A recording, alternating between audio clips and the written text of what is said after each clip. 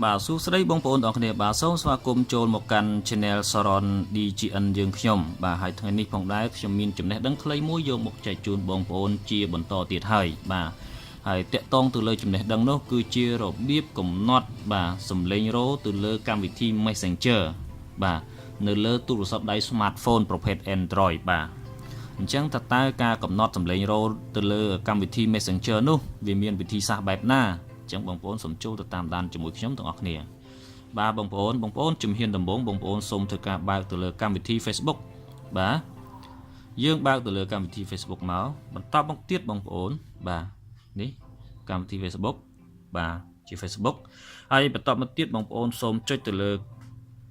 សញ្ញា Messenger នេះបងប្អូនបាទនេះគឺវាចេញមកបែបនេះបងប្អូនបាទគឺវាចេញមកបែបហ្នឹងបន្តមកទៀតបងប្អូនសូមធ្វើការចុចនៅកន្លែងនេះបងប្អូននេះកន្លែងសញ្ញារូបមនុស្សវងមូលនេះបងប្អូនបាទសូមចុចទៅលើវាមកបាទហើយបន្តមកទៀតបងប្អូនអស់ចុះក្រោមបាទអូខេនេះបងប្អូនអូខេនេះបងប្អូនមករកមើលពាក្យថា notification and sound បងប្អូនបាទឃើញទេបងប្អូននេះ notification and sound បងប្អូនធ្វើការចុចលើវាបាទអូខេបន្តមកទៀតបងប្អូននេះវាចេញមកបែបនេះវាមាន notification preview ហើយវាមាន vibrate ហើយនឹង live ហើយនឹង sound អីផ្សេងៗច្រើនបាទ notification sound បាទនេះបងប្អូនអ្វីដែលយើងត្រូវកំណត់នេះគឺនៅកន្លែងនេះ free call ringtone បាទនេះកន្លែងនេះតែម្ដងបងប្អូនមើលច្បាស់កន្លែង free call ringtone បងប្អូនឃើញទេបាទអញ្ចឹងគឺយើងចូលកន្លែងហ្នឹងមកបងប្អូនយើងចុចកន្លែងហ្នឹងមកបាទអានេះគឺសំឡេងស៊ីនរបស់គេបងប្អូនឃើញទេបងប្អូនបាទអញ្ចឹងយើងធ្វើការផ្លាស់ប្ដូរបងប្អូនឃើញទេបងប្អូនបាទយើងអាចផ្លាស់ប្ដូរបានឃើញទេបងប្អូនបាទឃើញទេបាទនេះអូខេខ្ញុំសូមបន្ថយសំឡេងតិចកុំឲ្យវាលឺខ្លាំងពេកបងប្អូនបាទនេះឃើញទេបងប្អូនយើងអាចដូរបានឃើញទេយើងអាចដូរសំឡេងបានយើងអាចកំណត់វាទៅតាមអ្វីដែលយើងចង់បានបងប្អូនដែលយើងស្រឡាញ់បាទហ្នឹងហើយហេតុអីបានខ្ញុំធ្វើបទបង្ហាញពាក់ទងជាមួយនឹងកម្មវិធីមួយនេះបងប្អូនពួកអីចេះបងប្អូនតាមពិតកម្មវិធីមួយហ្នឹងគឺងាយស្រួលទេបងប្អូនគឺអ្នកដែលចេះលេងនៅ smartphone start គឺពួកគាត់នឹងចេះហើយនឹងចេះកំណត់ហើយប៉ុន្តែអ្វីដែលសំខាន់គឺខ្ញុំធ្វើបទបង្ហាញនេះគឺបង្ហាញទៅដល់បងប្អូនមួយចំនួនដែលគាត់មិនទាន់ចេះកំណត់នៅ ringtone នេះបងប្អូនបាទនៅសារសំឡេងរោនេះបងប្អូនបាទសំឡេងរោទូរស័ព្ទនេះអញ្ចឹងហើយខ្ញុំធ្វើបទបង្ហាញនេះគឺបង្ហាញទៅដល់ពួកគាត់ឲ្យគាត់បានចេះបាទបានចេះបានដឹងហើយក៏ងាយស្រួលផងដែរបងប្អូនហើយមិនបាច់ចាំឲ្យពួកគាត់ដើរសួរគេគ្រប់ទីកន្លែងទេបងប្អូនបាទនេះឥឡូវយើងដាក់សារ message ឃើញទេបងប្អូនបាទហើយ default ringtone ឃើញទេហ្នឹងហើយជាប្រភេទ LG គឺវាលឺdefault ringtone របស់វាគឺលឺបែបនេះតែម្ដងបងប្អូនបាទអញ្ចឹងឥឡូវយើងកំណត់ថាមកថាខ្ញុំយកកំណត់ចរះយកសំឡេងមួយបាទ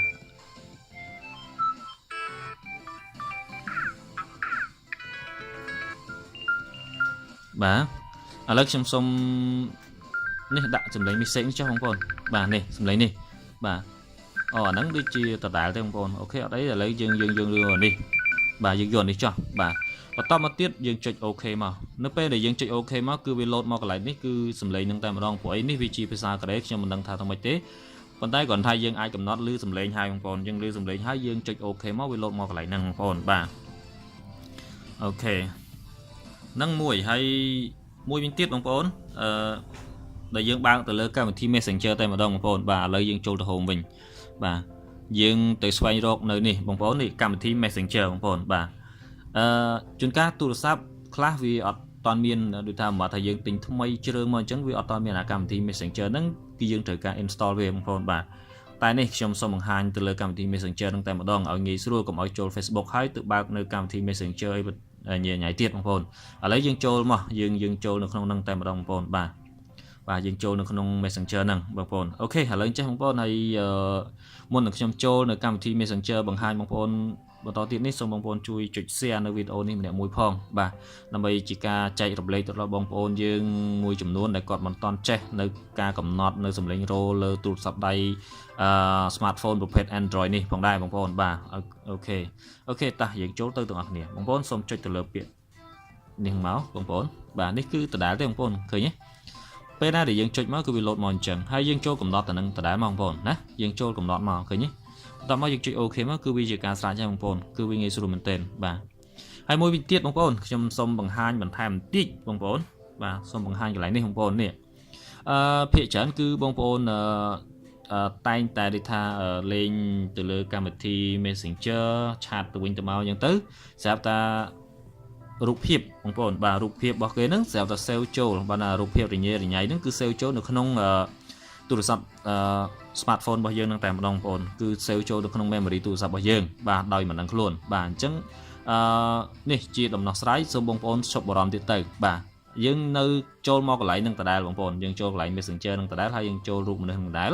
បន្តមកទៀតនេះបងប្អូនមើលកន្លែងសញ្ញាដៃរបស់ខ្ញុំនេះគឺកន្លែងពាក្យថា Photo and Media បាទអញ្ចឹង Photo and Media ហ្នឹងបងប្អូនចុចទៅលើវាមកបងប្អូននេះឃើញទេបងប្អូនដោយសារតែមានភាពរញ៉េរញ៉ៃគឺកន្លែងនេះបងប្អូនឃើញគេដាក់ថា Save Photo នៅខាងលើហើយមួយទៀត Save on Capture បាទកាលណាដែលយើង Capture ទៅគឺវាចូលតែម្ដងបងប្អូនបាទនេះកន្លែង Save Photo នេះអញ្ចឹងដំណោះស្រាយដែលងាយស្រួលបំផុតធ្វើកុំឲ្យវា save ចូលទៅក្នុងទូរស័ព្ទដៃ smartphone របស់យើងធ្វើការចុចបិទវាមកបងប្អូនបាទយើងចុចបិទវាមកបាទហើយអា capture នេះយើងធ្វើការបិទវាដែរមកបងប្អូនបាទយើងបិទទាំងពីរបាទបិទតែប៉ុណ្្នឹងគឺជាការស្រេចហើយបងប្អូនបាទឃើញទេអញ្ចឹងយើងចូលទៅវិញបាទអញ្ចឹងពីកម្មវិធីបាទអំពីរបៀបកំណត់សម្លេងរោទូរស័ព្ទលើកម្មវិធី Messenger ដោយ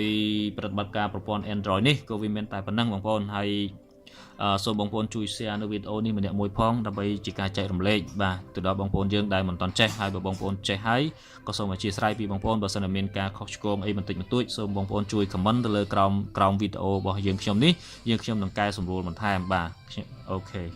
ហើយជាចុងក្រោយសូមបងប្អូនជួយចុច Subscribe ទៅលើ Channel របស់យើងខ្ញុំនេះម្នាក់មួយផងបាទដើម្បីទទួលបាននៅព័ត៌មានថ្មីៗពីខាងយើងខ្ញុំជាបន្តទៀតបាទសូមអរគុណច្រើន